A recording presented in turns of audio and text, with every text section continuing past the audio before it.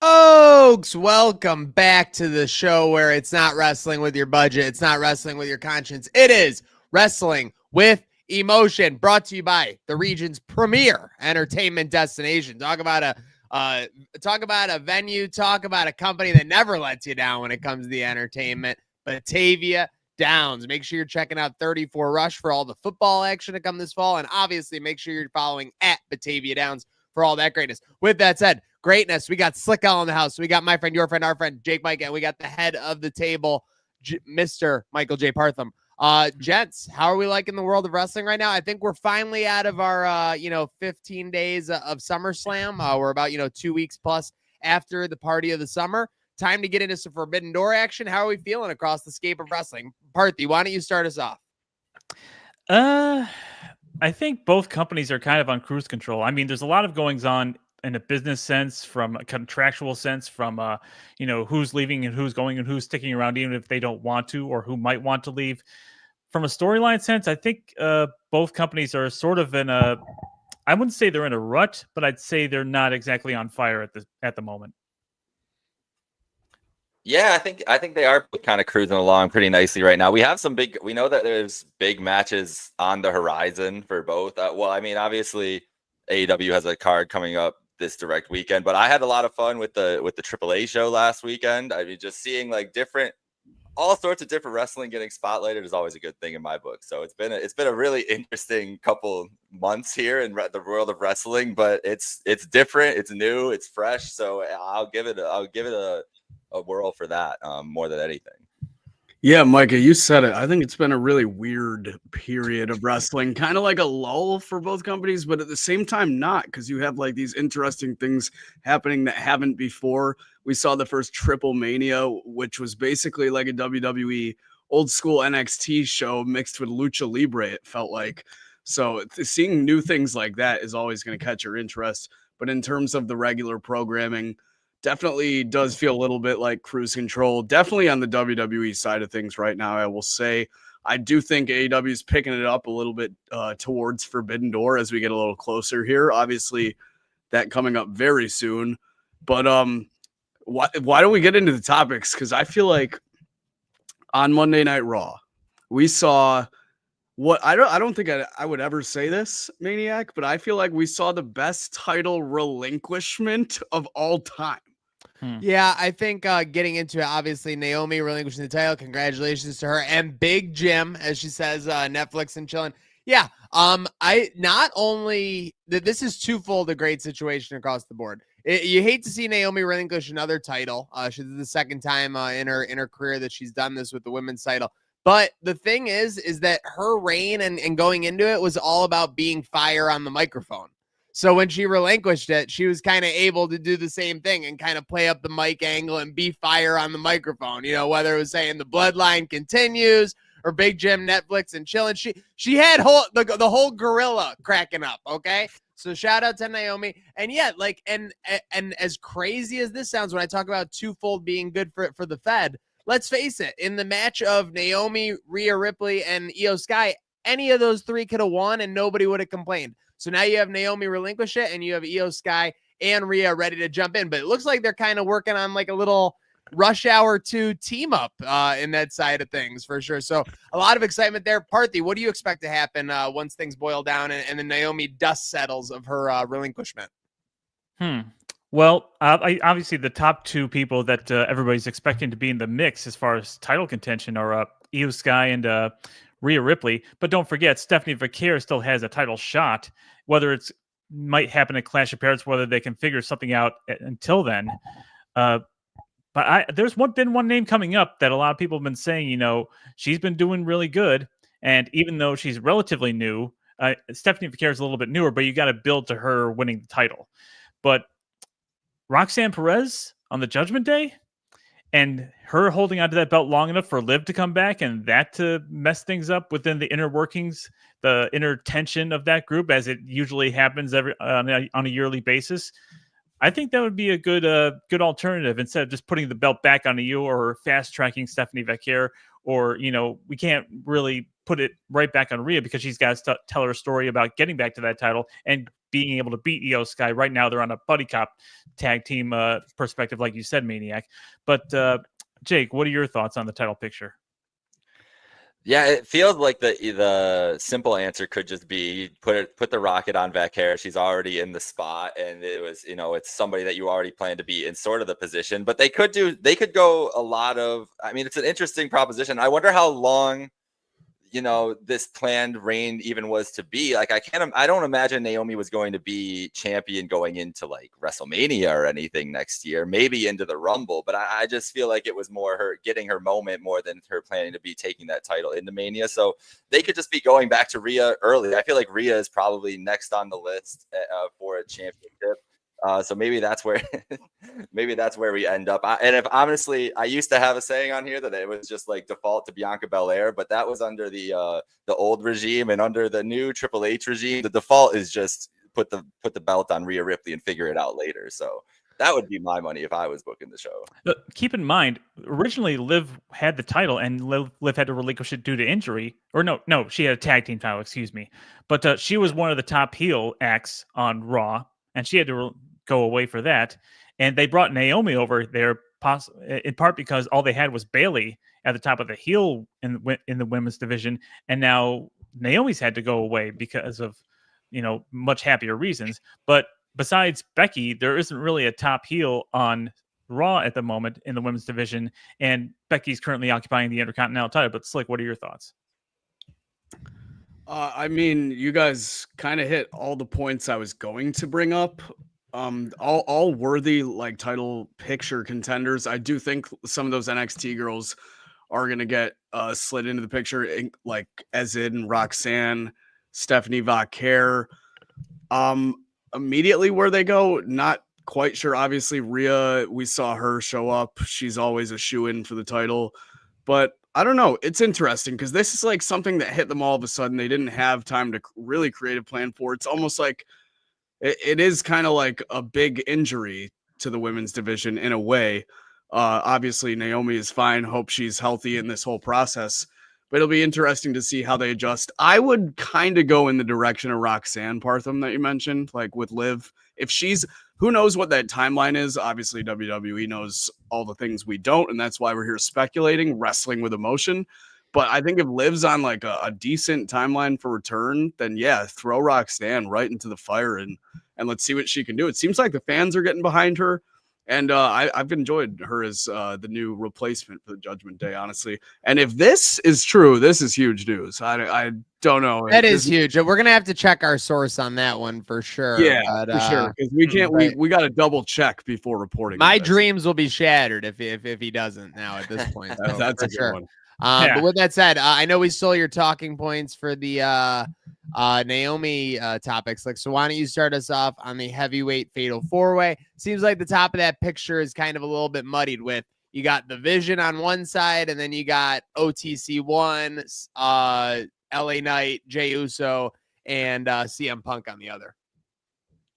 Yeah, this is a whole kerfuffle that I feel like was thrown into play just because I think someone in our chat said it. All these guys are over. You could argue it. They're all over in their own way. Yep. If only I had like the two pictures, I should have prepared for this segment coming in because we had the cartoon of like the three-headed monster or four-headed monster where one is just an absolute doofus. And Jake and I both said you could make an argument that any one of those four men is the out of place one in this match, depending on how you look at it. Who did we say, Jake? Was it we picked Los Angeles Knight. Yes, I only said because he's the only one without a championship. I like LA Knight as a wrestler, but like it just feels like you got a shoehorn and like slid him in here when he totally shouldn't fit the shoe at all. Because the rest of the guys like have some history. I know like LA Knight got involved with the Bloodline in like small capacities. But yeah, no, I like it's interesting. Does it push the needle for me? Not really. Like I know what all these guys are capable of. Just putting four of the most over guys to certain fans in one match. To me, it's just an excuse to do what TKO has been trying to do, and that's just make money. So I'm not too invested, but I'll watch. Micah, before you jump in, I feel like this 4-way is also a tactic they use when they really don't want the competitors to take a clean loss. They don't want whoever that first challenger is taking a loss. You get a little chaos, you throw in a little vision, all of a sudden Rollins rolling someone up and being like carried out of there or whatever, right? Well, and it's a perfect opportunity for everything you just said, the vision to be involved here in this match the whole time, right? Like it's just going to be we're essentially, and that's what they've kind of been doing, where Punk's kind of rallying Los Angeles and Jay in a way to be like, guys, we have to work together. We're gonna have to. But can you trust a CM Punk telling you guys we have to work together? Like I see, like it's gonna be the point where they're gonna start. He ain't that here to match make work friends. He's together. here to make money. I mean, so- how could he trust anyone at this point? And if you're Jay and LA Knight, why would you trust each other? Like it's going to be a thing where they're going to try to work together early in that match. But the vision, we got to set up, as much as people are, droning about long promos, everything. We're not supposed to like these guys. The music, I'm getting a point with the music and everything. Like they're going to have to be insufferable. We know how they build these. We know how WWE builds heel factions. Bloodline, Judgment Day. Now we're on the vision. We've seen the blueprint that they're going to do. They're going to win. They're going to win all these matches with interference. They're going to be all these DQ finishes on TVs and everything else to build up the heat and to get it going. And this is just going to be one of those ways where there's 3 fan favorites against Seth Rollins and his goons, and Seth Rollins and his goons are going to figure out a way to win. Braun and Braun security is what you got to look out for.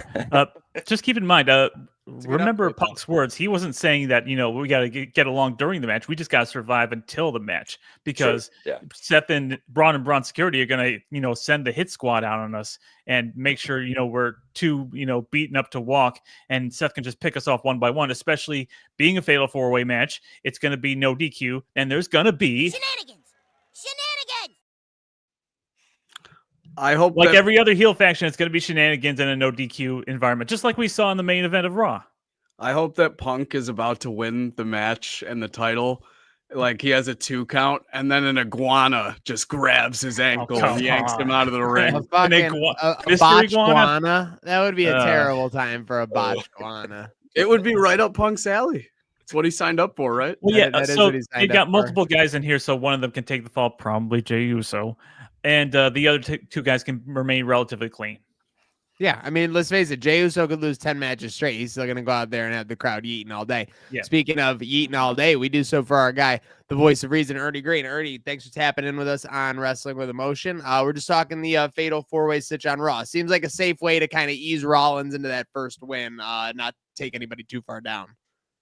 Not only that, but it gives him a way to further, like, his pettiness of hatred for Punk. So I see, like Slick said, I see Punk at some point in this match look like he is absolutely going to win the match, and somehow, some way, Rollins is going to again screw him out of this, because like the pettiness that they have for each other and the hatred could last for years, and I'm here for it, because that's that hatred is real. It makes it real whether it is or not, and I just think that feud right now is just absolutely fantastic. Yeah, well, let's keep in mind, Bronson Reed is going to be occupied on the same pay-per-view, so he may or may not get involved depending on his shape, but Bronson Reed is definitely going to come down and start spearing the heck out of everybody. I agree. I think it's also a move they kind of use now, where like they'll have something happen on the pay-per-view with the person, but they'll still get involved. They'll come out selling the injury a little bit. Same with Naomi when she cashed in the title, shit like that. Oh, yeah. It should be very interesting to see, obviously, as we roll along. Anything else on the Fed side of things? Ernie, we talked Naomi relinquishing.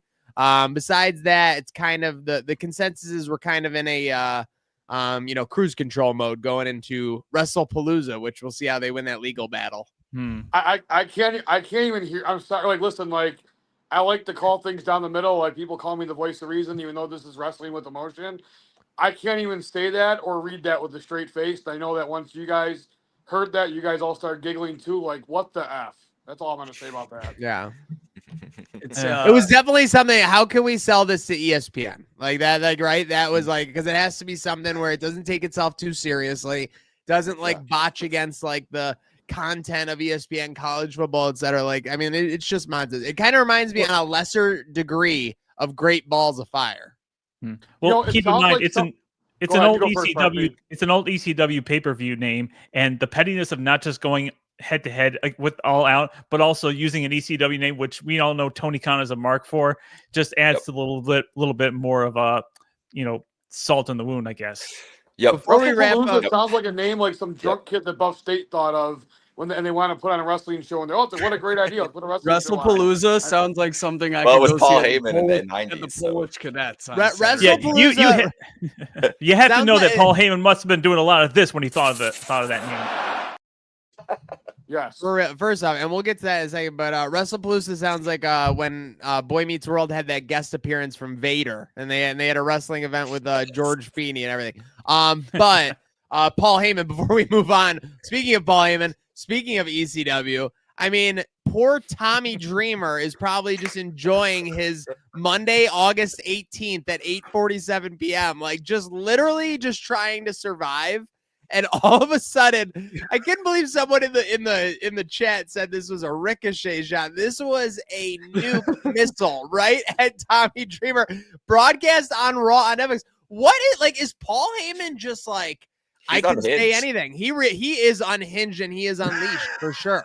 Well, he was talking about guys like Sabu that had passed on, and then I think he got a little too trigger happy, and he was mentioning other guys, in the name of the late this and the late that, and he just happened to mention Tommy Dreamer, and he had to pull a little pivot. And I'm sure in the back of his mind he was thinking, yeah, this is the guy that was planning it, at least in his head, to murder me on live television at WrestleMania 17. That's literally a thing that Tommy Dreamer was, in his headspace thinking back in the day. And of course they've, resolved things and they're in a much better place now. I have yet to hear Tommy Dreamer on Busted Open Radio react to it. He's usually the guy that does the After Dark, the immediate reaction, late night reaction to Raw and other shows, Dynamite and whatever. But he hasn't been on. But it was a plan. They had to explain this was a planned absence for him. It had nothing to do with Paul mentioning him and him maybe being upset about it. Or funny whatever. that they mentioned that. Yeah. Guys, he's not here because he's upset about what Heyman said. Like and absolutely, if Heyman was doing a kayfabe or whatever, interview with Helwani or whatever, he'd say he's more over than like he's been in the last 3 years right now, right? Like that's what he was saying. Right? What was he saying before that Dreamer line? He was like, "I'm the GOAT. Like in this town, I am the GOAT." You hear Braun Breaker? He has great comedic timing. He's still alive? Yeah, that was funny. All right. Yeah, Braun Breaker did sell the hell out of that. Speaking of selling the hell out of it, let's get into it real quick with some Trainwreck trivia brought to you by Batavia Down. Batavia Down is more, lots more. Keep this one straight and simple. 8 years ago today, SummerSlam 2017, the party of the summer. What was your main event? Rock and CM Punk. Oh wait, no, that's way too late. Sorry. No. Yeah, you're way too late. Way on too that. late. 16 was Balor and Rollins, 17. Sorry. I know. Wasn't 16 technically Brock versus Orton? Oh, That was on the card, but I'm pretty sure 16 was Brock. versus Not Orton. Brock versus Orton. In 16, it wasn't in 16. no, yeah. So I'm sorry, 17. I'm trying to think. What was it? The Universal title match? Was it Rollins, Balor in 17? I don't remember when the Universal title 2017, came. the main event was a Universal title match, and just like the build-up for the current heavyweight title, it was a fatal four-way. Oh my god. Oh, so it was Samoa. I think it was it Roman, Samoa Joe, Braun Strowman, And Brock Lesnar? right? Yeah. And Brock Lesnar. Those fatal four-way battle as Brock Lesnar defeated Samoa Joe, Braun Strowman, and Roman Reigns to retain his WWE Universal Championship. Nice night, boys. Well done on Batavia Downs Trainwreck Trivia. Batavia Down is more, lots more. Moving on to the other brand, and you know what? We give the Fed a lot of shit, and now it might be time to do the same to All Elite Wrestling. We have a little bit of a situation, with all due respect to the Jersey Shore. We got Danhausen on his contract. Someone who, like, he came in when AEW was hot as like lava, like literally, like it was and he came in a prime role. If I remember, he was in like the main event segment, like either the first. It was. week It or the was. second It was. he got brought No, on. it Yeah. wasn't. I think it was like the opening match or like the Something second very hour. It was the main prominent, right, event. when he got I brought know on. it. I know it. I know this. It was the main a no event. disqualification between Orange Cassidy and Adam Cole, Adam and Cole, Adam yeah. Cole went to reach for a chair under the ring and He pulled him attached out. chair was Danhausen, Yeah. and the crowd popped like nothing I'd ever seen. Like, Oh, it everyone- was yeah. Again, this was during the very well 2021. done too. This was the 2021 Sun Run, right? This was August 2021, essentially, or right? Yeah, around there? this was actually Beach Break in Cleveland, Ohio, 2021. I want to say I think it like was late 2021 or early 2022. I want to say like Okay. yeah. Partham, you No, might but be right. amazing is Early by the way, 2022, I believe. Yes. but so we have a situation where Tony Khan, who's supposed to be the lover of wrestlers and the lover of doing the right thing in these situations, now it's kind of like he's playing the politics game. He's playing like the house of cards of wrestling, right? He's playing the bad like evil GM side of things. So I want to go first to Micah because I think Micah tends to have the best modern day perspective. Then I want to go around the bottom of the horn, head of the table, and then Ernie will come up to me and it's like, what are your thoughts on this situation? And is it what's being overblown and what's not being stated enough? I don't like contracts being extended for injury time across the board. I think that's a fair thing for the whole company, but I don't think this is as much of a house of cards political move as we were talking about pettiness earlier in the show. And honestly, am I out of pocket to say that it's probably just because Danhausen's friends with a guy named Phil on the other company? Not Like, at all. bro, he literally posted him on Instagram the other day. Danhausen. It was on his Instagram story the other day. I think there, and Sean Ross Sapp says it's not because Danhausen doesn't want to be there. Like, Danhausen would accept creative if there was some there for him. So I don't know why else would he not be getting booked? Like, unless Tony just doesn't rate him anymore. But the way he debuted, like we said, like he got extremely prominent spots. So it would be like out of pocket for him to just be like, well, no, I can't use this guy anymore. Was the number one seller of merch in all of AEW, too, if I'm not mistaken. Yeah, so it's just like it's baffling to me that they can't find a role for him unless it's just like I don't know. I come back to pettiness more than anything else. You're absolutely on the money. It's pettiness. And I believe Sean Ross Sapp said that Danhausen's contract, and they were anticipating it coming up, and he revealed that it was up August 1st. So whatever Danhausen has posted with certain people was pretty much after the fact. But let's keep in mind, this is not the first time we've seen something like this. We saw it with Penta. We saw it with Ray Phoenix. We saw it with Ricky Starks. Britt Baker is somewhere on Guantanamo Bay Island, supposedly. Wardlow has been backstage at AEW events, but he hasn't been booked for anything thus far. So this is not the first time Tony has paid someone to stay home, and not the first time that he's extended someone's contract with injury time to stay home and just pay them to do nothing because he fears them going to the Fed and making them even richer. But let's be honest, if Danhausen's going over to the Fed, he's either going to go to NXT or maybe even AAA. He's going to be a merchandise mover, but it's not exactly like he's going to light the world on fire and, bump up the ratings to 4 million or something, or whatever it is on Netflix. I was hearing him versus Mr. Iguana could sell out Arena Mexico. Oh yeah, that would be a great pairing for AAA. Danhausen would fit in AAA. Danhausen would be a nice little bit of a ratings boost for NXT. He could be their R-Truth on the backstage comedy segments. Maybe I was even gonna say, be a manager or something. Is R-Truth even like back? He had the segment with Cena, and it's like that's like I'm No, looking at Danhausen as the new age R-Truth. He had a segment with Aleister Black on SmackDown. And he's sort of having a split personality where when it's time to get serious, he becomes Ron Killings now. Yeah. Gotcha. Okay. Understood. Okay. All right. I missed that one, but I will clock in. Ernie, you have a little perspective here. Thoughts on the Danhausen situation? Obviously, it's linked to the CM Punk. Is it proper pettiness in this situation, or is it inappropriate pettiness? Here's the thing, and you guys know I'm not a giant fan of Tony Khan. I really don't think it's pettiness. I just think it's a guy who's stuck in his ways of how pro wrestling contracts have worked for years. Like, if someone's injured, you just extend the contract so they don't go anywhere just in case you use them. It's a stupid practice because if you're not going to use someone, why spend the money? But it's not like this is exclusive to Tony Khan. I mean, Vince McMahon was 30 times more petty than Tony Khan ever was with these extended contracts. And this is just standard operating procedure in a business that makes zero sense. Yeah. They extend contracts to people they don't. And this isn't TNA. They just extend New Japan does it.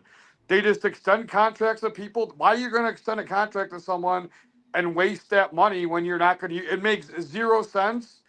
but it's done. And I have to say this: I happened to meet Danhausen in 2019 at an ESW show in Grand Island, and the way that he interacted with all the fans there was just something. He was a really, really great guy. So Nice. I always root for him, and I think that he has a bright future wherever he's going to be. If you can't, I mean, take away the pettiness, like agree or disagree, but like if you can't find something to do with Danhausen, like you're not doing a good job.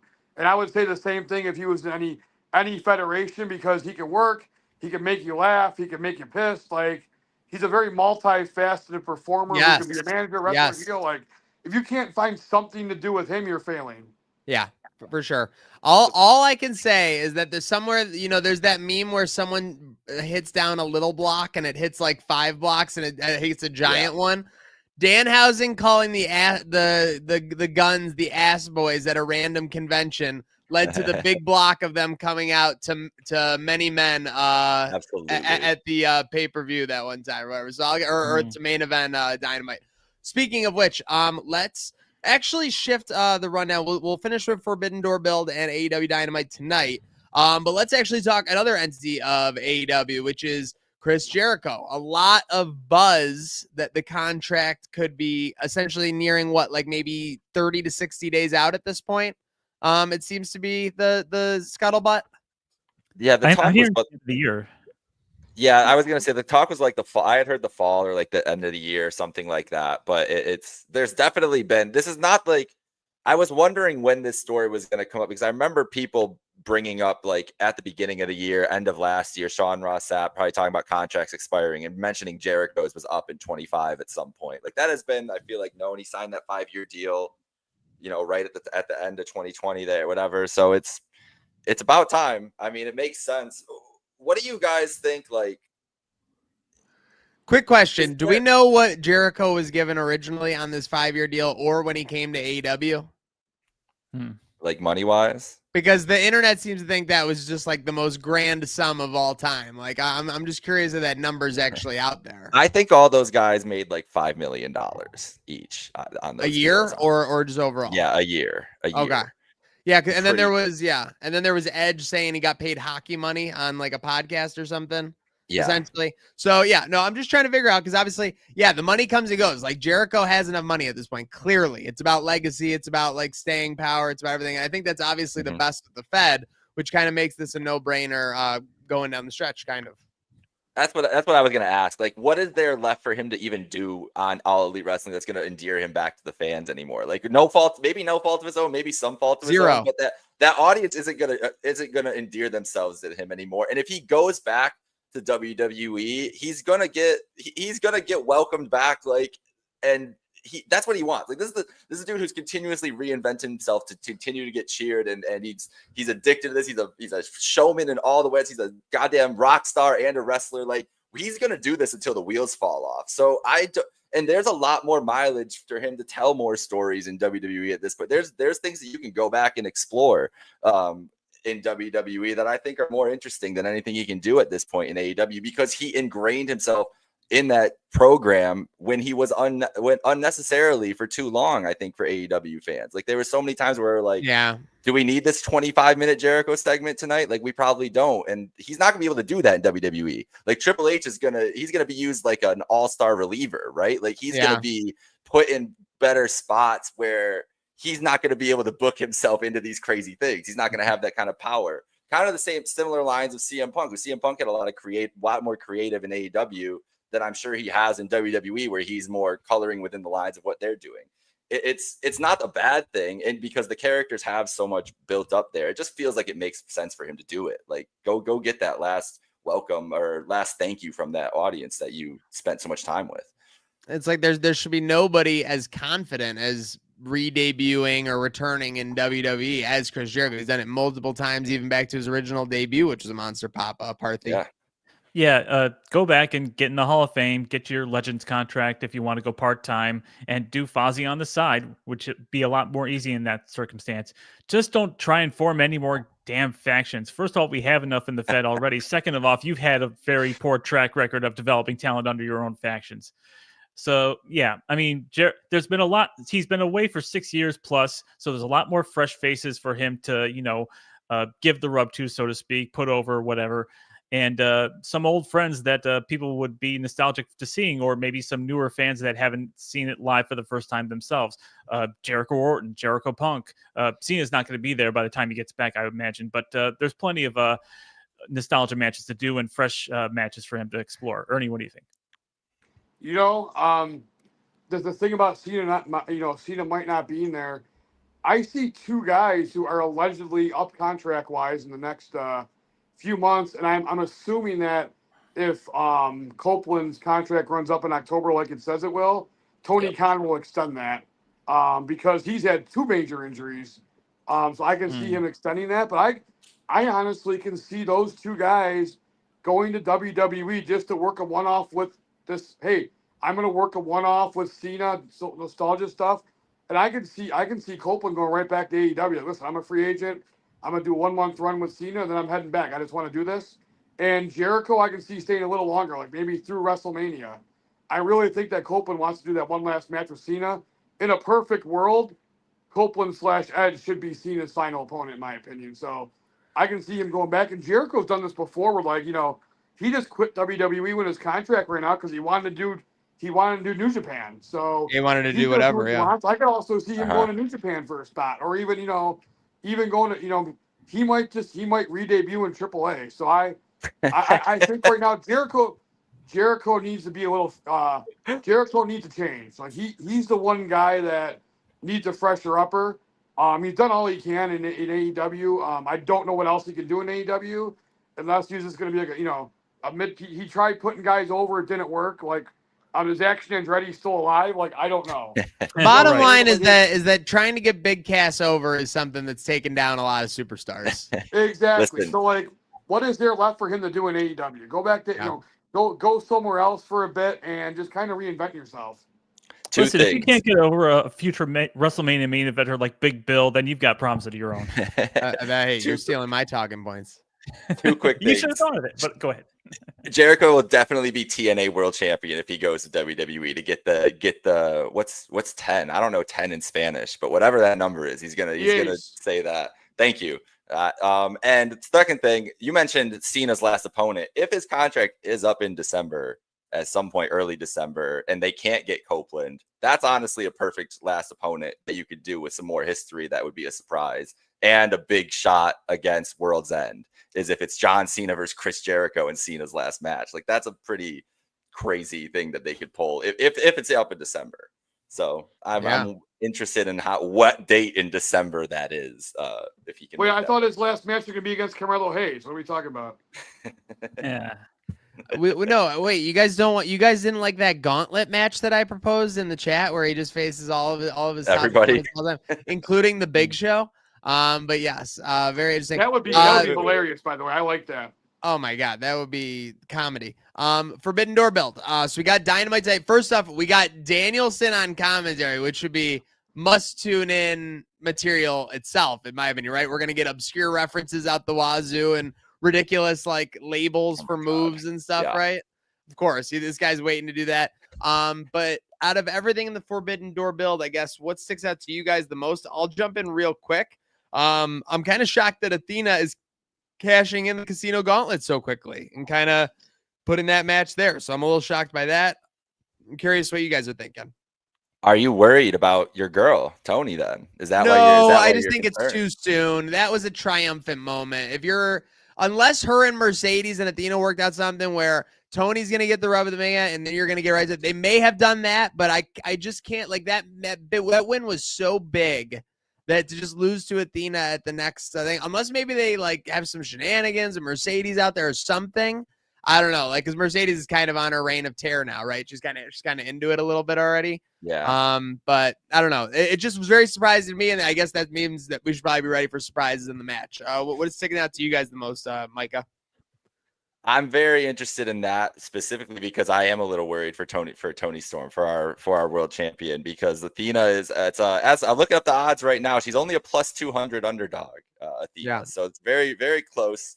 But it's been a great story. I just think we've been begging for Tony Khan to put Athena in a prime position on AEW television, and they finally do, and she's delivering. It was electric when I was in the building. That was honestly the most electric interactions were Athena, Tony Storm for the 2 nights that I was at Dynamite and Collision back in Chicago. Like the pop when they first interacted, and seeing Tony or seeing Athena in the balcony and everything else, like they've just matched each other's energy so perfectly, but in such a electric way. So I'm really excited about that match. But I'm going to talk about the main event, like with Hangman and MJF, because these two are day zero AEW guys who were like, these are the two guys. Like if we're talking about pillars, these are the two young guys that were named right from the start.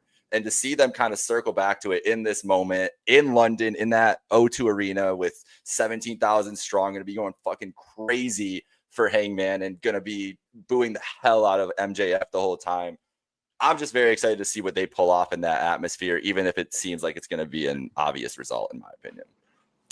All right, so first off, I want to give a shout out. We saw the comment here from Ribshot. Is that the legit Ribshot that does the animated shorts for like shoot interviews? Because I love those. So shout out to Ribshot. If that's legit Ribshot, yeah, they're kind of like shorties watching shorties from Comedy Central back in the day. So they do that. Yeah, with like 33,000 subscribers. Shout out to Wow.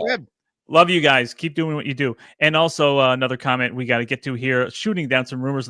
Mike Barton saying the rumors this of me is messing a up with Goldust are not accurate. This is Seth Rollins with the knee brace. I will not be Mike Bunt, you're a reporter. Quit reporting things with exclamation points. You're too good for that. Okay, go ahead. That's all right. So anyway, we put on him though. You gotta make it more exciting, Mike. He is exciting as himself though, for sure. All right. So anyway, regardless, the one thing I'm interested in is this Tony Schiavone interviewing Adam Copeland and Christian Cage, because to be honest, I think the hug was a little bit too soon. I think after 2 weeks of Cope and Christian basically, subtly, how do you taking little pot shots at each other, not open insults, but saying, "Well, you're an asshole. Well, you've been an asshole yourself." So. And all of a sudden, they're just back to back, fighting off their common enemies, and they're going to hug it out all of a sudden. I think they rushed it a little bit too soon. I would have liked to have seen that, but just, walk off, with a little bit of tension without the hug. Yeah, thank you very much, Ripshot. Hey, recognize. And Parthy, by the way, it's the summer of undoing a long-term storyline, okay? If Cena can turn back to face in a half a segment, then Edge and Christian, Edge and Uncle Jay can be back on the same page. Yeah, I guess we can just. It's not undoing; it's doing it too fast. Anyway. So I just like to hear, their perspectives on each other. Why all of a sudden, it's let's hug it out. All of a sudden, they're gonna probably have some things to say to each other, which should have been said in the build-up to the reconciliation on screen. I would have rather have seen Christian go one-on-one with Nick Wayne, and then they can go do the tag team, supposedly with FTR.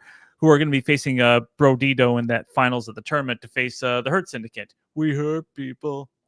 But anyway, Ernie, what do you got? What are your thoughts? To add to that, it's almost like they had to set up, but they ran out of weeks. Yeah. And then like, oh shit, the pay-per-view is this Saturday. Like, I just don't like, the idea was good. I just don't think it was a very well thought out idea. It reminded me of like 2 years ago where they were just kind of throwing, to pardon my language, they were just throwing shit at a wall and hoping it would stick. And a lot of stuff they've done lately has not been that. I think they've had some really good storytelling, but this has kind of reminded me of a couple of years ago. But other than that, I think, Forbidden Door is going to be great. And obviously, I will say one thing, like, I don't, MJF was not the prized rookie prospect that Hangman Page was when he first came in at that opening pay-per-view. He's worked himself into that, you know what I'm saying? Or Hangman 100%. Page was kind of thrusted into that right away when he got to work with Bret Hart right away. So, but they are, in my opinion, they are where they should have been 3 years ago. Like they should have an all-time feud like Rock and Stone Cold. Obviously, they're not them two, but they should have that sort of rivalry: Cena versus Orton, or Ric Flair versus Ricky Steamboat and Sting. They need to have that all-time rivalry, and hopefully, like, this is the jettison to having that. I said this the other day. This is no shade to Will Ospreay, who's one of the greatest wrestlers in the world, but I think I think I've seen this now where the the morality of the main character thing keeps getting brought up by MJF, and he's saying he's the villain, and you want to put those guys on that end. They're your two guys you're building around, and Swerve is the guy right in the middle who kind of goes back and forth between those guys. If they just have those three guys are your main characters, and you can kind of go back and forth with the interactions, how they interact with each other for the next 10 years around the world title. I think that's where we're at this point. Like everything you just said, Ernie, about 3 years ago, they've found who they want to do it with and are investing into it. Now you could say Ospreay, Fletcher are those guys, and Takeshita, and there are guys underneath. I really think those three guys, though, have set themselves apart on AEW television in that men's division. I think those three are in the spotlight right now, and those three you just said, Mike. I mean, for whether they should be or not, are definitely on deck. Ospreay has done nothing but take lumps since he came into AEW. Takeshita has been a top 5, top 10 guy, like under the radar this whole time for sure. And so, and now he's a new Fletcher. wrestler. Like he won the G1. He's going to be, so. Hey, speaking of Will Ospreay, how about him fast tracking the new Avengers here, bringing in Hiroshi Tanahashi? And hey, we just learned that Kenny Omega and Kota Ibushi are coming back on a match graphic that they were randomly added to. Great build, AEW. Hey, listen, Omega coming back at any point. You don't need any promo or anything. It's just that's a win. I'm more concerned about Hiroshi Tanahashi's knees in that match in a lights out steel cage match, but we'll just get to that on Sunday and figure it out. I'm concerned about Kota Ibushi finding out that he was in this match on Twitter. That is a little concerning. That is speaking of concerning, Ernie, I know that over the past couple of years you've been concerned about the Young Bucks over extending their VP role. How are you liking their jobber run right now? It's probably the best character work they've ever done. And here's the thing, like what they're doing now makes sense. Like they're not like making them listen, they're a small tag team that uses out of the world athletic maneuvers to win matches. Okay. That's who they are. They're more athletic than everybody, they're more creative than everybody. That's why they win matches as a tag team. Like they should never ever be purported as tough guys. They're not tough guys. They're actually not, that's their gimmick, is they're not tough guys. They figure out a way to win wrestling matches without being tough. That should be their gimmick. And when they make them out to try to be tough guys, it just makes me laugh. Like they never try to make the Rock and Roll Express look tough or the Rockers look tough. You know what I'm saying? They were just guys who were quick and creative to win matches over the tough guys because they were smarter, they were quicker, they were more athletic. I think now like this role is actually like something they can dig their teeth into, and it actually makes sense because it's drawing the lines, it's blurring the lines of reality and not reality, because people on the outside were thinking that the Young Bucks were holding people down, and they're leaning into that. And I think this is their best. This is the most interesting I think they've ever been character-wise. I think that's fair for sure. So we will put a button on it there, unless we have any final thoughts. I wouldn't worry about your boy, your girl, I should say, Timeless Tony Storm. If they were going to belt Mercedes with all her belts and a secondary AEW belt, they're not going to main title Athena while she's carrying a sub-secondary belt. It's the main belt in Ring of Honor, but let's face it, Ring of Honor is a step below AEW, right? So you're saying don't worry about Tony, right? Don't worry about Tony. Yeah, that's where I'm at. But listen, Micah just respects Athena, and we're going to respect Micah loving as Athena there. So huge shout out to our panel, who I love. We got Ernie Green, Michael J. Partham, your friend, my friend, Jake Mike, and of course Slick, who had to dip. But of course, shout out to his contributions. Make sure you're following Wrestle W Emotion. We are back in it. We're going into the fall. It's a great time to be wrestling fans with a lot of stuff on deck, a lot of new stuff. I mean, seeing wrestling on ESPN is something that 10 years ago would have felt like, I don't know what reality I am living in, but it will be the reality next month. So very interested to look forward to. We'll grab on and we'll go with that, because it is not the show where it's wrestling with your budget. It is not the show where it's wrestling with your conscience. It is wrestling with emotion.